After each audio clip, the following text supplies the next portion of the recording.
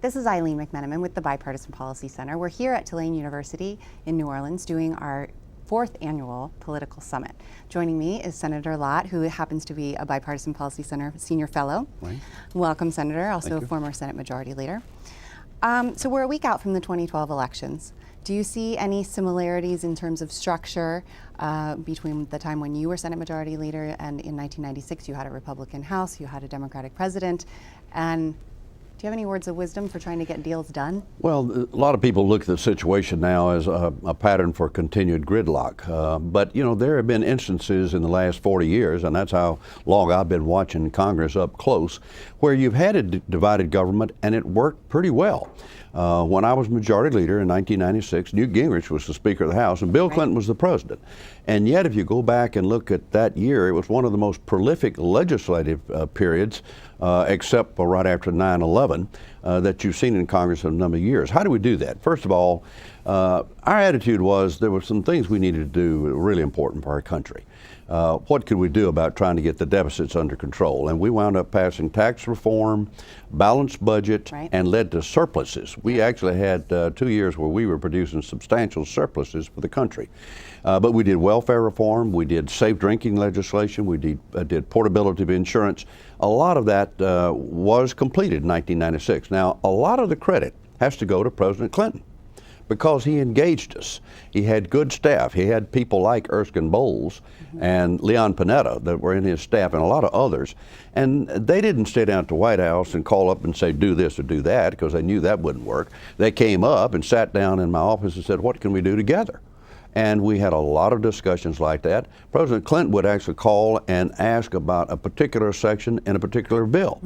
Can we get a little more money there? Which, you know, generally as Republicans, we were trying to hold the line on spending, and he was still trying to get some more spending in certain areas that were important, he thought, to people and to him. And we were able to make some concessions. So now here we are. We've got a Republican House by a pretty substantial number, even though they lost some seats, and a Democrat Senate, and President Obama was reelected. Leadership in Washington begins at the top. The President of the United States, the most powerful position in the country and perhaps in the world. He cannot afford to be, and I'm not saying that Obama is, but no president can afford to be, you know, arrogant, dictatorial, or expect the Congress to just fall in line. Because Congress is a co-equal branch, even though there are, you know, 535 of them and only one president. So President Obama needs to be more involved, and he needs to talk not just to Harry Reid and Nancy Pelosi. He's got to communicate in an open and honest way with John Boehner, and frankly with Mitch McConnell too. Will it be easy? No. But on the congressional side, the members, the leadership in the House and Senate, they've got to talk to each other more. Some of these issues are not even partisan. Defense authorization bill, agriculture bill, cybersecurity, energy legislation. All of these things are just yearning to be dealt with, and I hope our new leaders will step up. And I think they may. There is a window of opportunity in 2013 that won't be replicated again for probably 4 years. They need to get it done in 2013. Well, I'm glad to hear that you have encouraging words that maybe they can get it done. I'm an incurable optimist. You know, I believe this too shall pass, depending on your point of view. I do think that some of the younger members, while they may be ideologically very strong, left or right, they do understand. The American people are saying, look, we don't like this gridlock. We want some positive action taken on the fiscal cliff and on tax policy. And I think that with the election just over, maybe the members got a little message that they need to do more. And for you personally, talk a little bit about the tools that you used in your toolbox trying to bring consensus. It must not have been easy. You had Speaker Gingrich in the House, a very conservative House, dealing with a Democratic president. You had to keep your team in line and deal with the Democrats. How did that work? Well, with all due modesty, actually Clinton and the Speaker, Gingrich, were a little more friction between them than there was between the president and me. Maybe, you know, I knew a little bit more about him, and the position is different that I had. The Speaker's position is it's a constitutional position for one thing. So you had to deal with the personalities, but also I had people in my conference that didn't always agree the way we were pushing things.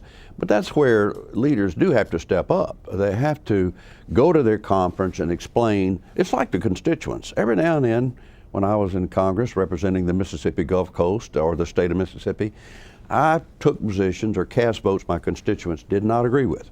But I always made it a point to explain why I was doing what I was doing and why my position might be a little different from theirs based on the fact, you know, this is a Republican form of government. It's not a pure democracy.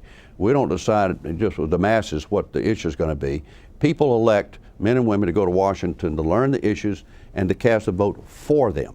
So I do think there needs to be more communication between the president and the Congress, but also between the Congress and the American people to explain, like immigration reform. Right. We need to get that done. It shouldn't be just about amnesty. It should be about doing the right thing for the country. It also should be about it's good for business. We need the workers in America. We need to secure the border. You need to look at all the parts of this very difficult issue and see how you can get to a result. And you think the time is ripe for some of that? I mean, the Republicans obviously need to sort of deal with the new demographics of America and try to attract more Hispanic voters. Do you think that they would be in a position to, they would want to see the president sign legislation, or are they going to want to block him? Well, it will depend on what the legislation is. If you just say, oh, we're going to give 11 or 12 million people amnesty and say, okay, you're citizens, that won't work. It's got to be, several parts. Number one, we do need to do a better job of stopping illegal immigration into the country. We also need to do a better job of having a legal immigration system that works. We also need to come to terms with the fact that we need these immigrant workers to come into this country to help us with some of the jobs that are out there. It is about business, whether it's agriculture or, just pure business. Small businessmen and women now rely on the immigrant labor. But we also need to give them a way that they can get to their citizenship. They need to learn English and not have a criminal record. There's a way to deal with this. But you got to do it in a very thoughtful way where people realize it's not just taking away or giving to this group or that group, that everybody benefits. And what do you think the lessons are for Republicans after last week's election? Well, I do think we've got to look carefully at our message. Do we have a good message? No, I don't think the message was good enough. I do think we have to realize demographics are changing. I find it just extremely perplexing that we lost young women and students. I remember when Reagan was president, my son was in college, my daughter's in high school, and they loved Reagan. You know why? They loved him because he had a positive, sunny, upbeat message. He was proud to be an American, and it was contagious. We need to think about the changing of the demographics and how do we have a broader appeal.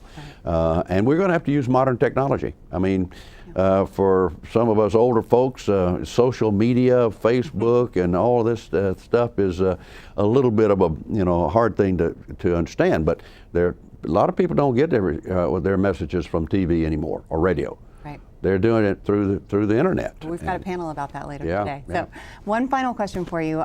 Senator Tom Daschle is a co-founder of the Bipartisan Policy Center. The two of you served together.